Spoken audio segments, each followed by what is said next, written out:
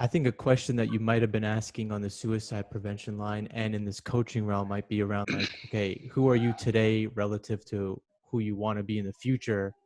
And so when you think about that gap, what have you found truly matters versus what doesn't matter? Yeah. First of all, what matters is what's in their control. That is the Mm, very, very, very first point. That doesn't mean that they can't get more to be under their control. Like that's a good strategy to get more things under your control. But to accept what's in your control, to think of domino goals, the things that they can knock over that will help knock over everything else. That's a big I one. like that. I Mm. like that.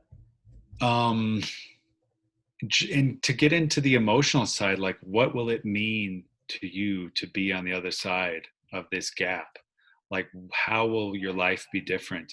And then what if you never get there? What will you feel like? And if they don't really care, then that just shows me it's not a big enough goal. um, so it's, yeah, that's a process of helping them determine the correct goals. um, yeah. And do you think everyone, obviously, you've talked with people from all different backgrounds, experiencing all different struggles via the coaching and via the suicide prevention? Do you think everyone has an opportunity to find meaning in their life and to find that right goal? Does everyone have that goal that they just haven't found yet that could motivate them out of a dark spot if only they were to define it correctly? Mm. Well, being a coach, you have to come to me with a goal. So I can't give you a goal to get out of. With therapy, I would imagine the goal would just be to feel more normal. Um, you know, but I would say that one goal that you were talking about can be clarified by focusing down to what you can control itself. Mm-hmm. Like when you, oftentimes, like we're so caught up in everything that we can't control, and that's what we'll get worried about, and watching things on social media or on the news and stuff doesn't help that process.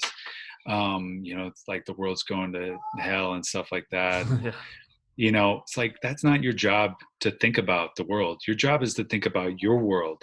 Um, and yeah, I think that maybe more important than a goal sometimes is simply momentum. Like, what can you do to either stop the momentum of negative things, or just maybe not stop it, but just like put speed bumps up in the way? But also, what can you do within your power to create a little momentum? That's, coming full circle. That's when I started writing my blogs on Medium and then on LinkedIn. I was like, this is the one thing that I can control. I can write it. I can do it every day. It doesn't matter if it's good or bad.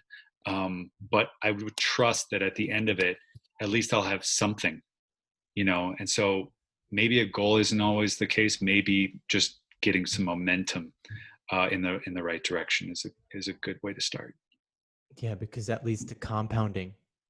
So like Yeah, going back to the baby discussion at the beginning, I mean, what they're doing is just compounding every day so that the Yeah. reality changes, right? And yeah, then if you think about like you can compound with knowledge and wisdom. If you learn one new thing every day and you do that every day over a lifetime, you're going to be exponentially better than the average person or other people. So it's like you yeah. don't have to be perfect, but you do need to do these small things on average, quote unquote, build that momentum like you were just talking about, and over long periods of time that should get you to the other side of that gap. Oh, that is so well said. I think it was Einstein who said something like the two most amazing things in the world are something like the string theory and compound interest, so, or the compound effect or something like that. It's the eighth Um, wonder of the world. yeah, yeah, I think it's really true. And also, like how we were talking about, you can't find the answer at the start of the forest. You have to walk in. So if somebody's really feeling dark and stuff like that, don't try to wait for an answer or a savior or like the right thing to come your way. Just start taking small steps. Those small steps will build up, even if they don't seem linear. As long as you're taking steps to like improve your state of mind, you will start gaining momentum. And sometimes it can be really great that you don't know where it's going at first. That's where, momentum can be counterintuitive to a goal sometimes too. Because when you're lost, you don't need to know the end goal all the time. You just take one step and put it in front of the other. Put one foot in Yeah, front of the other. for sure. Yeah, I think if it's interesting when you go back and do the inventory, take the inventory on your own life, think about periods of time that have gone well and think of periods of time that haven't gone well. Likely to your point, it was the momentum carrying you upwards that characterized the times that were going well, and it was the momentum carrying you downwards that characterized the times that things weren't going well. And I think someone that has an awesome life, awesome family, great career, great community, it was probably the momentum that took them there. And then on the other side of the spectrum, you think about the homeless person on the street corner that has no network, no safety net.